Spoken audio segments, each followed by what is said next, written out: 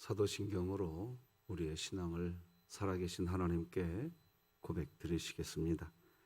전능하사 천지를 만드신 하나님 아버지를 내가 믿사오며 그 외아들 우리 주 예수 그리스도를 믿사오니 이는 성령으로 잉태하사 동정녀 마리아에게 나시고 본디오 빌라도에게 고난을 받으사 십자가에 못 박혀 죽으시고 장사한 지 사흘 만에 죽은 자 가운데서 다시 살아나시며 하늘에 오르사 전능하신 하나님 우편에 앉아 계시다가 저리로서 산자와 죽은 자를 심판하러 오시리라.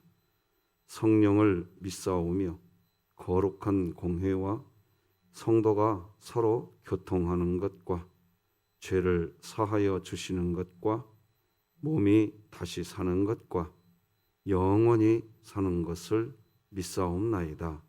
아멘. 찬송가 425장 하나님께 올려드리겠습니다. 찬송가 425장 주님의 뜻을 이루소서 425장 찬양 드립니다.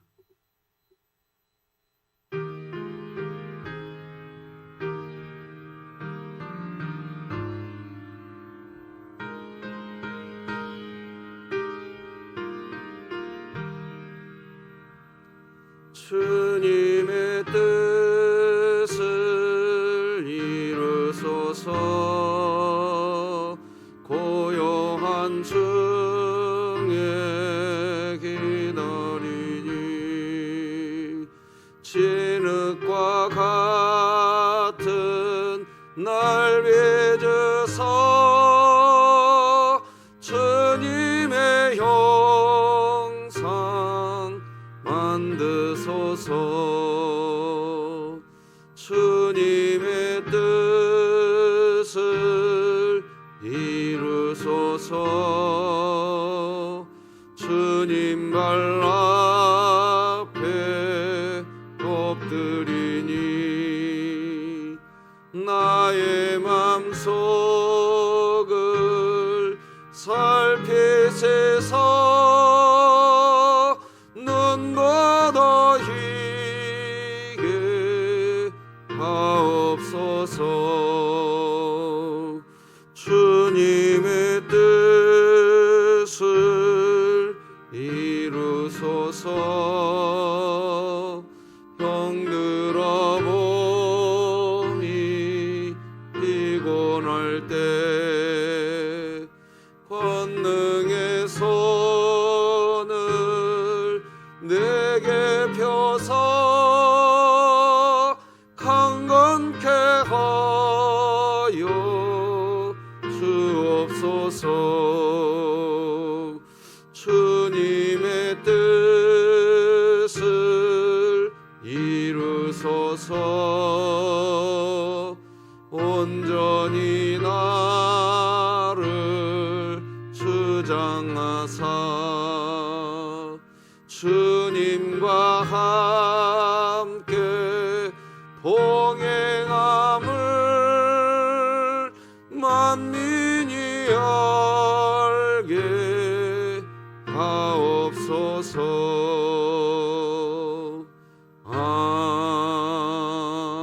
아멘. 오늘 함께 나눌 하나님의 말씀은 구약성경 출애굽기 14장 1절에서 14절까지 말씀 되겠습니다. 출애굽기 14장 1절에서 14절까지 저와 여러분이 한 절씩 교독하시겠습니다. 하나님의 말씀입니다. 여호와께서 모세에게 말씀하여 이르시되 이스라엘 자손에게 명령하여 돌이켜 바다와 믹돌 사이의 비하히롯 앞 곧 바알스본 맞은편 바닷가에 장막을 치게 하라. 바로가 이스라엘 자손에 대하여 말하기를 그들이 그 땅에서 멀리 떠나 광야에 갇힌 바 되었다 하리라. 내가 바로의 마음을 완악하게 한즉 바로가 그들의 뒤를 따르리니 내가 그와 그의 온 군대로 말미암아 영광을 얻어 애굽 사람들이 나를 여호와인 줄 알게 하리라 하시매 무리가 그대로 행하니라. 그 백성이 도망한 사실이 애굽 왕에게 알려짐에 바로와 그의 신하들이 그 백성에 대하여 마음이 변하여 이르되 우리가 어찌 이같이 하여 이스라엘을 우리를 섬김에서 놓아 보내었는가 하고 바로가 곧 그의 병거를 갖추고 그의 백성을 데리고 갈새 선발된 병거 600대와 애굽의 모든 병거를 동원하니 지휘관들이 다 거느렸더라. 여호와께서 애굽 왕 바로의 마음을 완악하게 하셨으므로 그가 이스라엘 자손의 뒤를 따르니 이스라엘 자손이 담대히 나갔습니다. 애굽 사람들과 바로의 말들, 병거들과 그 마병과 그 군대가 그들의 뒤를 따라 바알스본 맞은편 비하히롯 곁 해변 그들이 장막 친 데에 미치니라. 바로가 가까이 올 때에 이스라엘 자손이 눈을 들어본즉 애굽 사람들이 자기들 뒤에 이른지라. 이스라엘 자손이 심히 두려워하여 여호와께 부르짖고 그들이 또 모세에게 이르되 애굽에 매장지가 없어서 당신이 우리를 이끌어내어 이 광야에서 죽게 하느냐? 어찌하여 당신이 우리를 애굽에서 이끌어내어 우리에게 이같이 하느냐? 우리가 애굽에서 당신에게 이른 말이 이것이 아니냐? 이르기를 우리를 내버려두라. 우리가 애굽 사람을 섬길 것이라 하지 아니하더냐? 애굽 사람을 섬기는 것이 광야에서 죽는 것보다 낫겠노라. 모세가 백성에게 이르되 너희는 두려워하지 말고 가만히 서서 여호와께서 오늘 너희를 위하여 행하시는 구원을 보라. 너희가 오늘 본 애굽 사람을 영원히 다시 보지 아니하리라. 여호와께서 너희를 위하여 싸우시리니 너희는 가만히 있을지니라. 아멘. 하나님께 올려진 예물이 있습니다. 우리 잠시 기도드리겠습니다. 하나님 아버지, 오늘 강민이 병원 가는 날입니다. 안압이 정상으로 떨어지게 도와주시고 강민이에게 치유의 은사 베푸사 왼쪽 눈 아프지 않고 오직 우리 주님 닮은 아이로 잘 성장하게 지켜주시기를 간절히 소망합니다. 하나님을 향한 엄마 아빠의 간절한 기도의 제목이 담겨있는 이 예물, 우리 하나님이 이미 보신 줄 믿습니다. 하나님, 저희들의 기도를 들으사 강민이의 눈의 막을 지켜주셨고 지금까지 붙들어 주셔서 웃음을 조금씩 되찾게 해 주셨으니 하나님, 완벽하게 치료하시는 하나님의 은혜 안에 있게 하여 주시옵시고 오늘도 병원 오고 가는 길도 지켜 주시옵시며 하나님 아버지, 드려지는 이 예물과 함께 이 귀한 믿음의 가정이 성화의 구원에 이르러 하나님의 영광을 드러내는 구원의 백성으로 살게 하여 주시옵소서. 귀한 예물 흠양하시기를 소망하며 예수님의 이름으로 기도드립니다. 아멘. 자, 오늘도 같이 선포하십시다. 시작. 하나님의 말씀이 나를 신방하게 하라. 이 또한 지나가리라. 자, 시편 말씀 시작. 내 영혼아, 네가 어찌하여 낙심하며 어찌하여 내 속에서 불안해하는가? 너는 하나님께 소망을 두라. 그가 나타나 도우심으로 말미암아 내가 여전히 찬송하리로다. 아멘.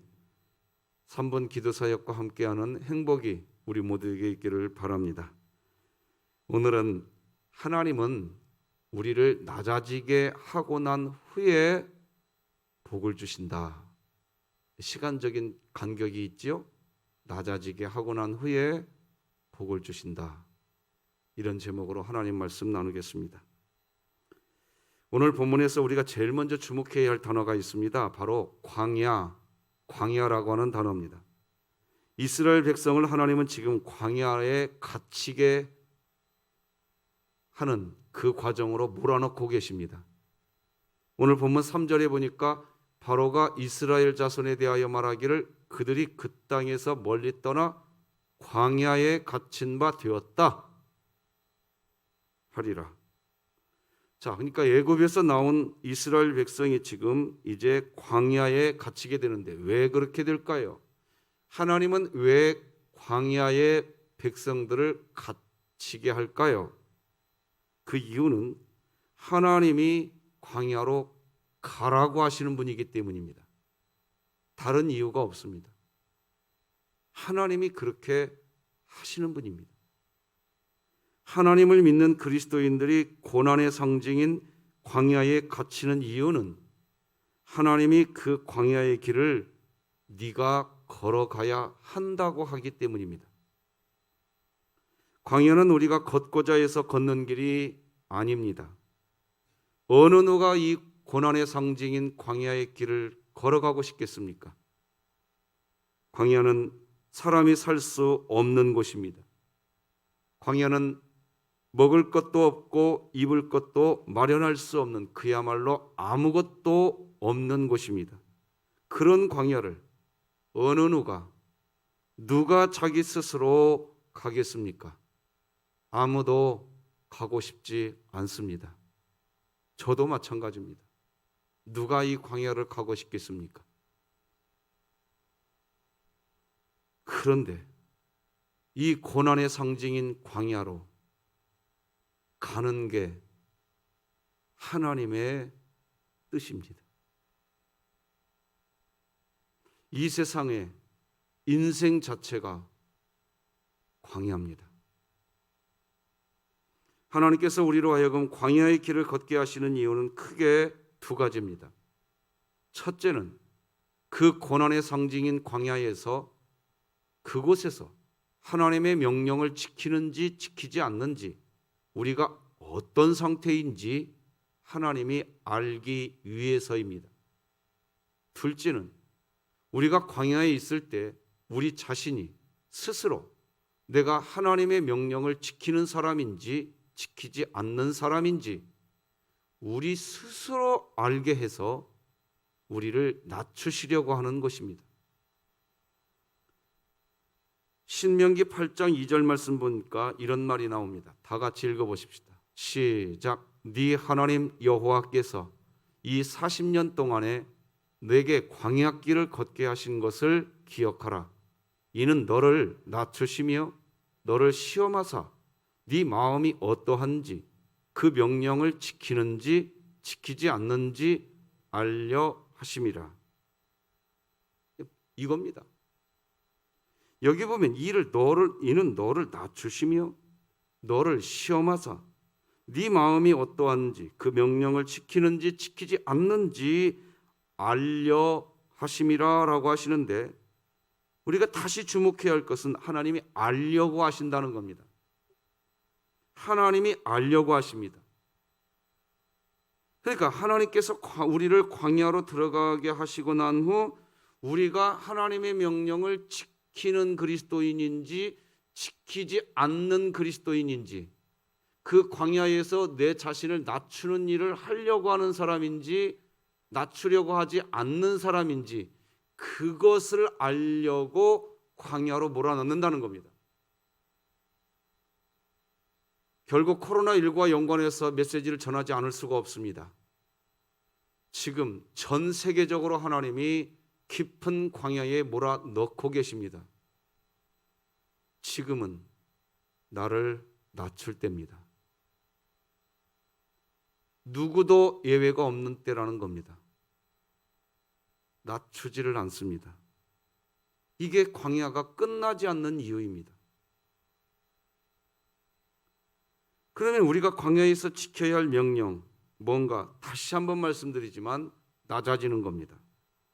하나님 앞에서 우리 자신이 낮아지는 것입니다. 우리가 낮아지고 작아지는 것 그것이 광야에서 우리가 지켜야 할 하나님의 명령입니다. 하나님은 우리가 낮아지는 것을 위해 광야로 들어가게 하십니다. 교만한 사람은 겸손하게 만들겠다는 겁니다. 그래서 광야에 들어가게 하시는 이유는 우리를 겸손하게 하기 위한 목적이 있는 겁니다. 그리고 하나님은 우리가 낮아지고 겸손한 사람이 되게 하기 위해서 때로는 먹을 것을 주시지 않기도 합니다. 신명기 8장 3절 보니까 너를 낮추시며 너를 줄이게 하신다는 것. 사실은 이 뒤에 내용이 무슨 내용이냐? 떡으로만 네가 사는 게 아니라 하나님의 말씀으로 사는 법을 네가 배워야 된다는 겁니다. 혹시 이렇게 생각하실 수 있으십니다. 하나님, 저는 교만한 사람이 아니에요. 제가 뭘 가진 게 있어야 뭐 교만하지요. 하나님, 저는 주일 성수 제대로 하는 새벽 예배도 빠지지 않는 저는 교만하지 않아요. 빨리 이 광야에서 나가게 해주세요. 하는 말 하실 수 있으십니다. 그런데 그 말이 교만입니다. 심지어 이런 교만은 사실 아주 질이 나쁜 교만입니다. 왜 질이 나쁜 교만일까요? 저는 우리 진흥교회에서 계속해서 반복해서 설교해 드리고 있습니다. 이제는 알아야 됩니다. 왜 그런 교만이 질이 나쁜 교만이냐? 나는 죄인입니다. 나는 연약합니다. 하나님의 은혜가 절대적으로 필요합니다. 라고 하는 전심의 마음을 갖지 못하게 하는 아주 질이 나쁜 큰 교만입니다. 여러분, 순진한 교만이 있다는 거 아셔야 됩니다. 순진한 교만. 순진한 교만은요, 그 교만이 금방 너무 쉽게 티가 납니다. 목에 힘이 들어가 있기 때문에요. 쉽게 티가 납니다. 아, 저 사람 교만한 사람이야. 알 수 있습니다. 자신이 가진 것, 자신이 가진 사회의 어떤 지위, 위치로 어깨에 힘주고 다닙니다. 그래서 순진한 교만은 금방 티가 납니다. 이렇게 티가 나는 교만은 하나님이 다루실 때 별로 힘들지 않습니다. 교만이 티가 다 보이거든요. 그래서 하나님이 금방 깨트릴 수 있으십니다. 문제는 질이 나쁜 교만입니다. 대체적으로 이 질이 나쁜 교만은 교회 안에 깊이 들어와 있는 사람일수록 더 질이 나쁜 교만에 빠지기 쉽습니다. 이 질이 나쁜 교만은 찾기도 어렵고 본인도 속아서 모릅니다. 나처럼 교회 일 열심히 하는 사람 있으면 나와보라고 해. 근데 그게 교만이라니까요. 자신도 몰라요. 그 자신은 교만하지 않다고 이야기합니다. 순진한 교만은 티가 나거든요. 저 사람이 교만하잖아. 이렇게만 이야기합니다. 이게 우리의 고민입니다. 참 큰 고민입니다.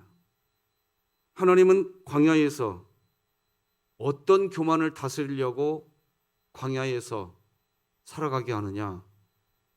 질이 나쁜 교만을 다스리려고 광야로 몰아가시는 겁니다. 순진한 교만이 아닙니다. 광야에서 다스리겠다는 거예요. 그런 교만은. 교만은 하나님 자리에 내가 올라가 앉아 있는 상태가 교만입니다. 이런 교만이 가장 고약한 죄인데 이 세상의 어떤 죄보다도 고치기가 어려운 죄입니다. 바로 하나님 자리에 자기 자신이 올라가 있는 죄입니다. 하나님은 광야에서 이 죄를 광야에서 다스리겠다는 겁니다. 이런 죄는 광야에서 자존심이 산산조각이 나는 상태까지 몰아가십니다. 그래야 비로소 그 뿌리를 드러내는 죄입니다. 시간이 많이 걸립니다. 이 죄는 고집불통이어서 절대 사람의 힘으로는 깨어지지 않습니다. 자기가 자기 힘으로 절대 깨지 못합니다. 이런 교만은 하나님이 정말로 작정하시고 광야로 몰아넣어서 아주 오랜 시간을 담금질하여야 깨지는 교만입니다. 그래서 이렇게 이해하시면 쉽습니다. 아버지가 회초리를 드십니다. 자녀가 이 매를, 아버지를 통해서 매를 맞으면서도, 그러니까 광야에 있는 거죠. 매 맞으니까 잘못했다고 말을 하지를 않습니다. 버팅깁니다. 그 옆에 있던 어머니가 자녀에게 말합니다. 아버지에게 잘못했다고 얘기하거라 이놈아. 그런데 여전히 아들은 묵묵부답입니다. 참다 못한 어머니는 이제 아버지에게 여보 그만 때리세요. 물론 대부분의 아버지는 이쯤 되면 회초리를 이제 내려놓습니다. 에이 하고. 그런데 기억하십시오. 하나님은 회초리 내려놓지 않습니다. 작정하신 것을 이루시는 분이십니다. 여전히 광야에 있게 하십니다. 이것이 우리의 교만, 아주 질이 나쁜 교만을 다스리시는 하나님의 방법입니다. 자기 스스로 깨닫고 전심의 마음으로 하나님께 두 손 들 때까지 광야에 그냥 두십니다. 그런데 그것이 하나님의 방법이십니다. 질이 나쁜 교만을 깨뜨리는 하나님의 방법이십니다. 그냥 계속해서 광야에 두십니다. 다른 데로 도망가면 이쪽에서 당한 고난과 똑같은 환경을 거기에 두고 다시 거기에서 담금질을 시작하십니다. 바로 이 부분에서 여러분 지금부터 드리는 메시지를 믿음으로 잘 수납하시기 바랍니다. 지금부터 드리는 메시지 귀를 세우시고 들으셔야 됩니다. 마음이 아프지만, 정말 마음이 아프지만 이 메시지를 전해야 할 것 같습니다. 바로 교회가 조심스럽게 신중하게 사용해야 할 단어가 있습니다. 바로 치유와 힐링이라는 단어입니다. 하나님은 아직 광야에 있어야 된다고 이야기하시는데, 좀 더 고난을 당하라고 이야기하시는데, 사람들은 교회에 왔으니까 이제 힐링되어야 된다고만 이야기합니다. 이제 교회에 왔으니까 치유되어야 된다고 이야기합니다. 참 마음 아픈 간격입니다. 그래서 현대사회는 교회를 어떤 마치 치유연구소인 것처럼, 현대 그리스도인들은 교회를 마치 힐링센터인 것처럼 착각하십니다. 나 위로받아야 돼. 나 상처받았어. 그렇게 이야기하십니다. 그렇게 이야기하는 그분의 그 눈물, 그 아픔, 모르는 바 아닙니다. 그러나 기억하셔야 됩니다. 상처가 교만일 수 있습니다. 어려운 말이지만 소화가 되셔야 됩니다. 오늘 본문을 보면 소화가 되실 겁니다. 오늘 본문에는 바로가 그런 사람입니다. 상처가 교만인 것을 보여줍니다. 바로는 큰 상처를 받았습니다. 바로가 상처를 받은 이유는 교만 때문입니다. 하나님과의 담판에서 끝까지 자기 자신이었습니다. 애굽의 신하들까지도 더 이상 애굽 백성들을 괴롭히지 말고 모세의 말대로 이스라엘 백성이 하나님을 섬기도록 허락해 주자고 제안했습니다.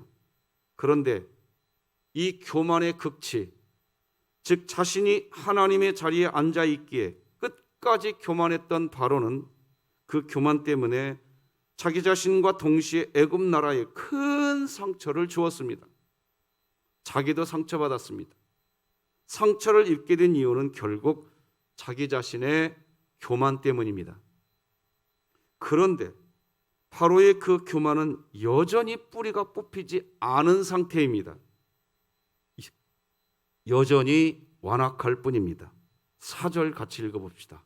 시작. 내가 바로의 마음을 완악하게 한즉 바로가 그들의 뒤를 따르리니 내가 그와 그의 온 군대로 말미암아 영광을 얻어 애굽 사람들이 나를 여호와인 줄 알게 하리라 하심에 무리가 그대로 행하니라. 내가 바로의 마음을 완악하게 한즉 이 속에는 하나님의 사랑도 담겨 있다라는 것을 우리는 지난주에 살펴보았습니다. 어쨌든 바로의 마음은 지금도 완악합니다. 제가 오늘 내 상처가 나의 교만일 수 있다라는 메시지를 지금 전하고 있습니다. 귀담아 들으셔야 됩니다.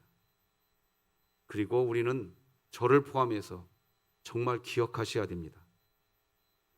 자신의 교만을 교묘하게 숨겨두고 그저 저 사람 상처받았잖아, 이제 치료해줘야지. 나 상처받았어요, 치료해주세요. 여기에만 초점을 맞춥니다.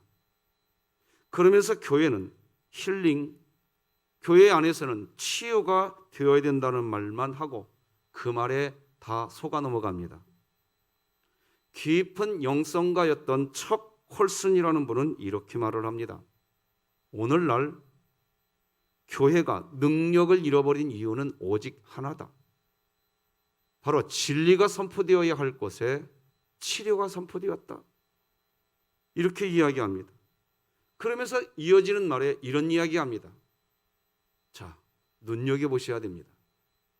여전히 하나님은 광야에 있으면서 교만을 뿌리 뽑고 진짜 낮은 자의 자세, 낮은 자의 마음을 가져야 한다고 하시는데 사람들은, 특히 교회는 하나님의 뜻을 이해하려 하지 않고 그저 치유해야 한다, 힐링되어야 한다고 하면서 오히려 하나님이 하시는 일을 방해한다.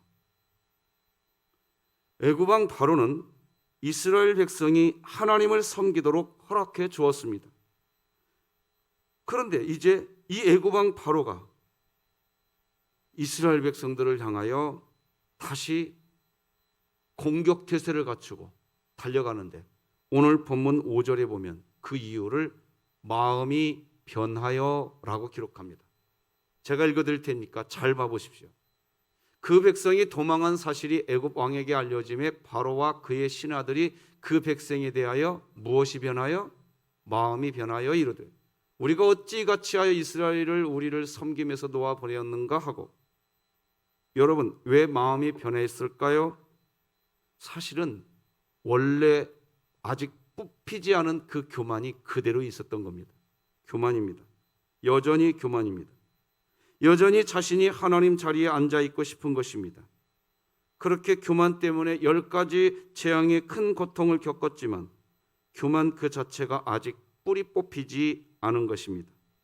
마음의 깊은 교만이 여전히 뿌리를 내리고 있는 것입니다. 그것이 마음을 변하게 하는 겁니다. 현대 교회가 능력을 잃어버리는 이유, 그 이유를 척 콜슨은 복음의 진리가 선포되어야 할 교회 안에서 자꾸 치유, 힐링만 선포되는 것, 그것은 치명적인, 아주 치명적인 사탄이 교회를 무너뜨리는 방법일 수 있다는 것을 현대 교회는 빨리 직시해야 한다고 우리에게 가르쳐 줍니다. 나 좀 도와주세요. 나 좀 고쳐주세요. 나 좀 어떻게 해주세요. 그 말을 하시는 그 눈물, 그 아픔, 우리는 외면할 수 없습니다. 곁에 있어줘야 됩니다. 그분들 곁에 있어줘야 됩니다. 그러나 우리는 그분이 교만한지, 그분이 어떤 상태인지 우리는 모릅니다. 그러나 우리가 해줄 수 있는 것은 그분 곁에 있어주는 겁니다. 문제는 뭐냐? 하나님이 끝까지 교만을 뿌리 뽑으려고 하는 그 일은 방해하면 안 된다는 겁니다. 여러분, 교회 예배당에 들어오시면 그러니까 그 일을 위해서 여러분 각자가 하셔야 됩니다. 이건 제가 해드릴 수 있는 일이 아닙니다.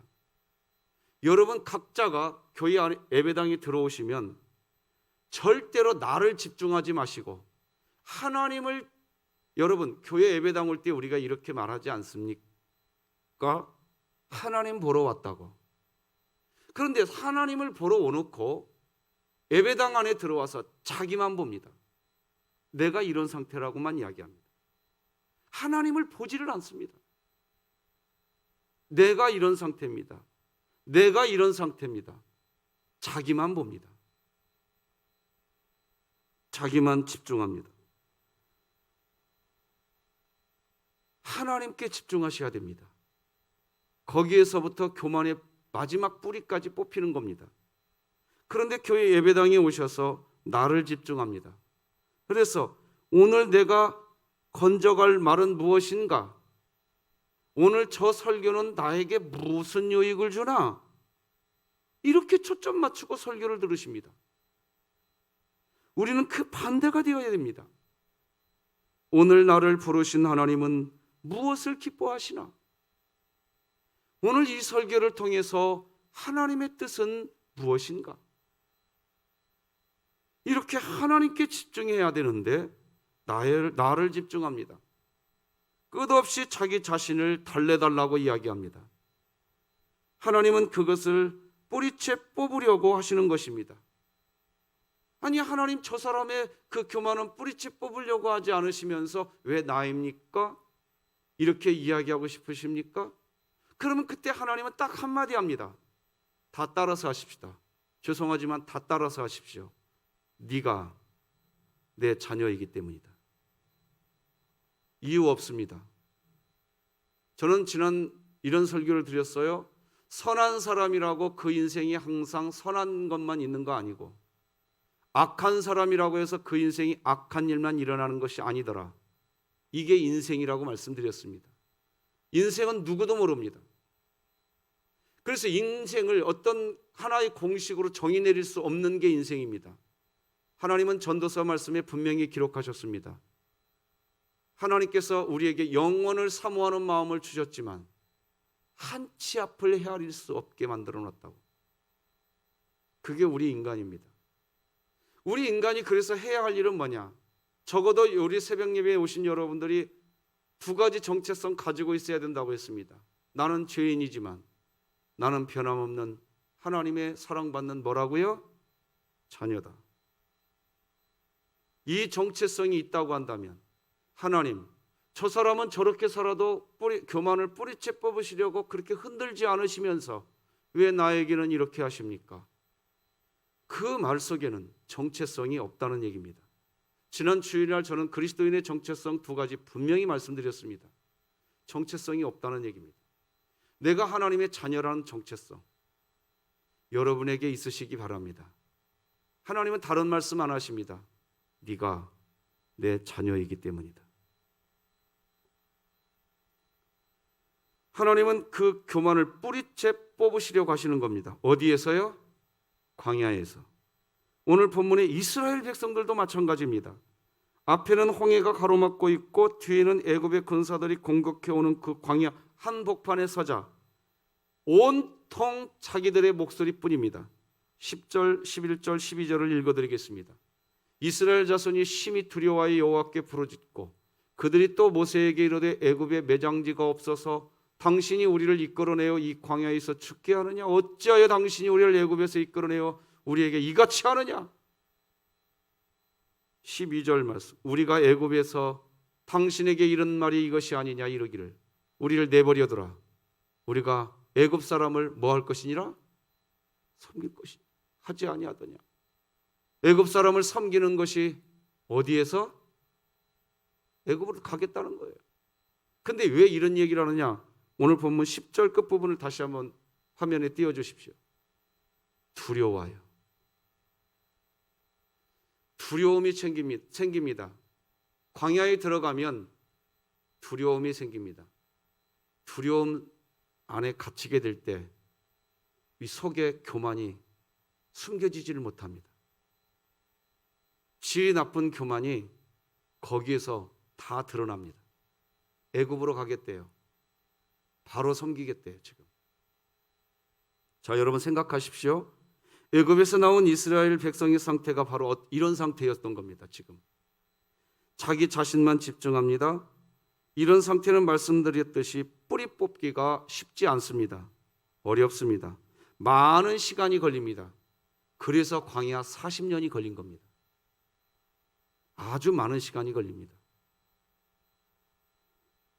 기나긴 광야, 고난의 연속이 필요한 겁니다. 그래서 하나님은 정확하게 이야기하십니다. 여러분, 하나님이요, 광야 40년이 다 끝날 때까지 한 번도 이 얘기 안 하셨어요. 내가 너희들을 왜 광야를 이렇게 걸어가게 했는지. 그런데요, 제가 2년 전에 느보산 꼭대기에 저도 한번 올라가 보았습니다. 모세와 이스라엘 백성들이 느보산에 도착했습니다. 느보산 꼭대기에 올라가 보니까요, 요단강이 눈에 훤히 보입니다. 가나안 땅이 눈이 훤히 보여요. 40년이 지나고 난 뒤에 그 요단강과 가나안 땅이 눈에 훤히 보이는 그때에 도착해서서 하나님이 이스라엘 백성들에게 그때 이야기합니다. 너희들을 내가 왜 40년 동안이나 광야길을 걸어오게 했는지 아니? 지금부터 분명히 말하겠다 하면서 신명기 8장에서 그때서 하나님이 모세의 설교를 통해 이야기합니다. 14절, 15절, 16절 다 같이 읽겠습니다. 시작. 네 마음이 교만하여 네 하나님 여호와를 잊어버릴까 염려하노라. 여호와는 너를 애굽 땅 종되었던 집에서 이끌어내시고 너를 인도하여 그 광대하고 위험한 광야 곧 불뱀과 전갈이 있고 물이 없는 간조한 땅을 지나게 하셨으며 또 너를 위하여 단단한 반석에서 물을 내셨으며 네 조상들도 알지 못하던 만나를 광야에서 내게 먹이셨나니 이는 다 너를 낮추시며 너를 시험하사 마침내 내게 복을 주려 하심이었느니라. 40년 동안 사실 이 말씀 하시지 않았습니다. 한마디도 하지 않으셨습니다. 그 백성들이 너무 힘든 거예요. 하나님 도대체 왜 이러십니까 우리를? 40년이 다 지나간 어느 시점에서야 그때서야 이야기해 주십니다. 여러분, 이 메시지 귀담아 들으셔야 됩니다.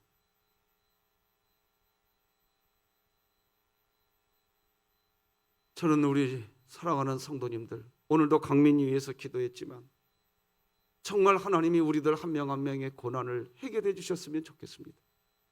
그러나 여러분 아셔야 됩니다. 질이 나쁜 교만, 그거 뿌리 뽑고 싶어 하십니다. 왜 그러냐고요? 네가 내 자녀이기 때문이다. 그런데 거기에 우리는 그 아픈 사람 곁에 있어줘야 됩니다. 그러나 하나님의 일을 방해해서는 안 됩니다. 치유한다는 이유로, 힐링한다는 이유로 하나님의 일을 방해하는 부분까지는 가지 마시고 옆에서 기도해주고 기다려주고 무엇이 하나님의 뜻인지 같이 깨달아가는 우리 교회가 되기를 부탁합니다. 말씀 맺겠습니다.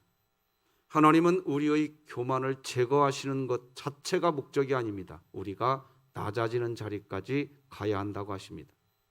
그렇게 되었을 때 그때 복을 주시려 하신다고 하십니다.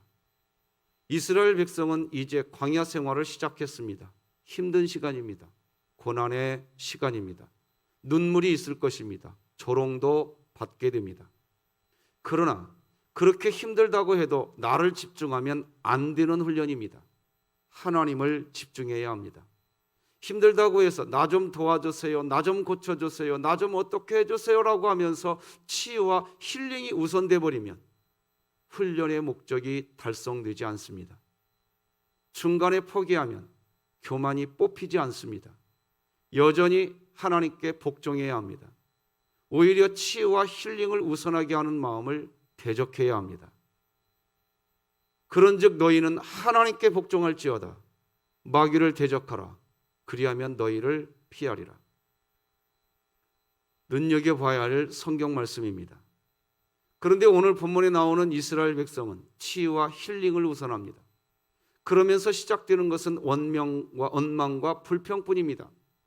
이스라엘 공동체는 치유와 힐링을 해주지 않는다고 하면서 원망과 불평으로 가득해졌습니다. 이런 식으로 자기 자신에게 집중하면 고통만 커질 뿐이고 광야 생활만 길어질 뿐입니다. 그래서 모세는 과감하게 선포합니다. 지금의 상황을 두려워하지 말고 하나님을 집중하라고 합니다. 하나님이 하실 것을 믿으라고 선언합니다.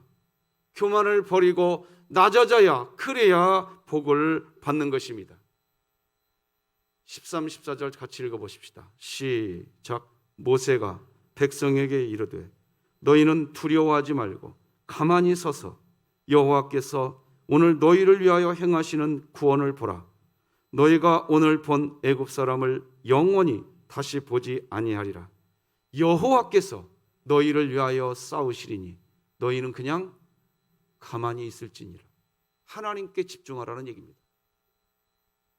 기나긴 광야의 길을 걸어가시는 분들에게 오늘 인간적으로는 답답한 메시지가 되었을 수도 있습니다.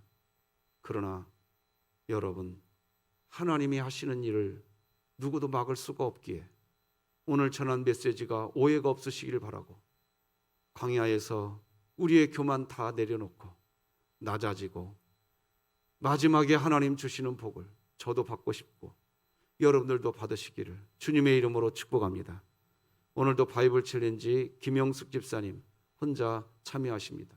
5월 8일 날 끝납니다. 함께 하신 여러분들께 감사하고 고맙습니다. 기도하십시다. 하나님 아버지, 감사합니다.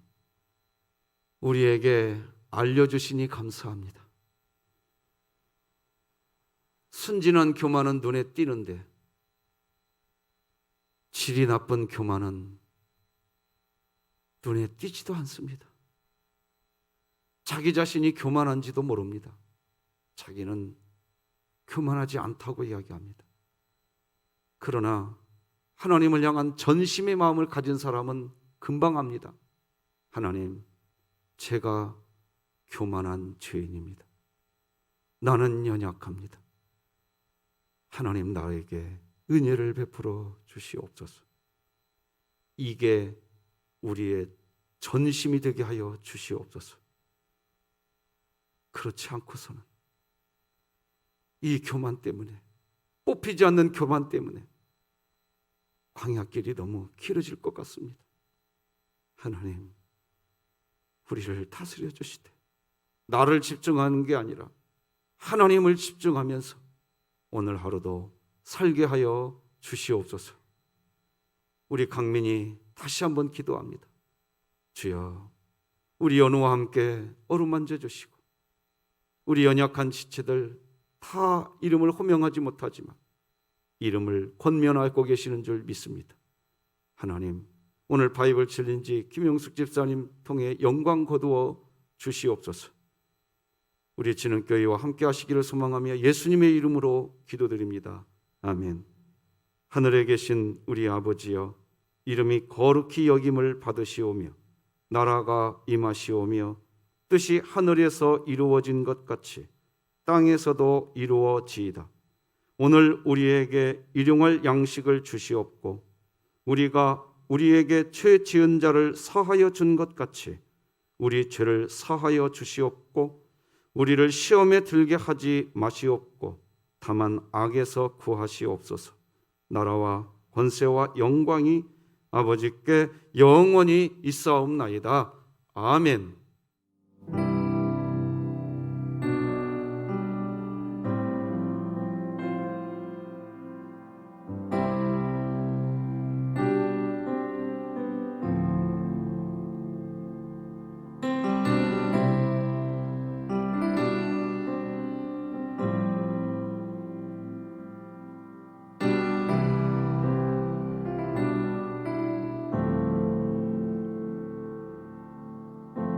내 안에 가장 귀한 것 예수를 알미라.